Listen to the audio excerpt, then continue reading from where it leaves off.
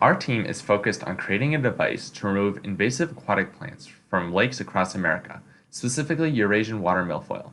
Eurasian Watermilfoil is identified as an invasive species which causes several problems in lakes across the country. It crowds out native plants and lessens biodiversity in the ecosystems it has invaded. This species is a unique problem because it spreads easily through fragmentation. In order to prevent regrowth and spread, we must remove the entire root crown and avoid breaking the plant while removing it.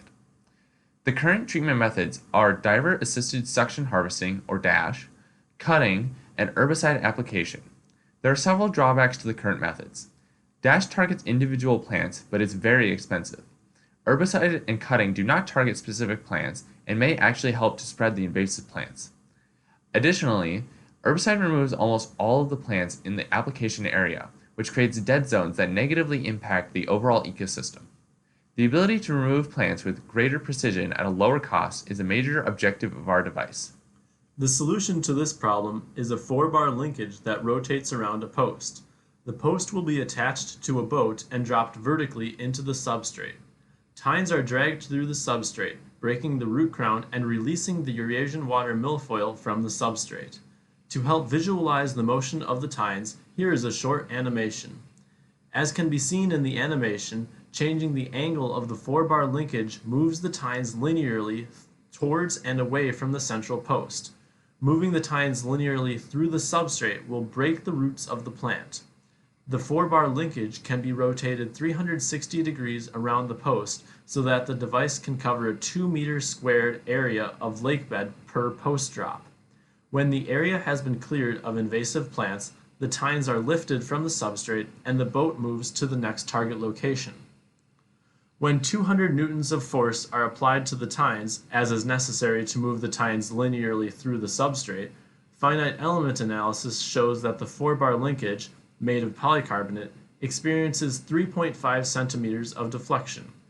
The stress in the arm, 34.6 megapascals, is well below the yield stress of polycarbonate, which is 140 megapascals. When the tines are moved vertically into the substrate, a 600 Newton force is applied to the tines. This simulation shows that the 4-bar linkage experiences 3 centimeters of deflection, and the stresses at 116 megapascals are again below yield. In future iterations of the project, we would seek a material with higher elastic modulus, though not necessarily higher yield strength than polycarbonate. Estimated project refinement and implementation costs of the current product are $12,000. Additionally, this model is a good start on showing how a physical product will remove the invasive plants, providing a good alternative to current removal methods. The full scope of the project, to be completed over multiple years, is to create a device that can autonomously identify, move to, extract, and collect rooted invasive aquatic plants. First, research into tine design will be completed to reduce forces and sediment kickback.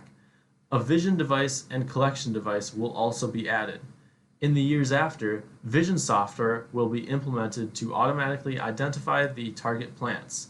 Autonomous systems will then be added to move the arm to the target plants. The team would like to acknowledge the many people who have helped us throughout this year with their technical knowledge, guidance, and contributions to the project.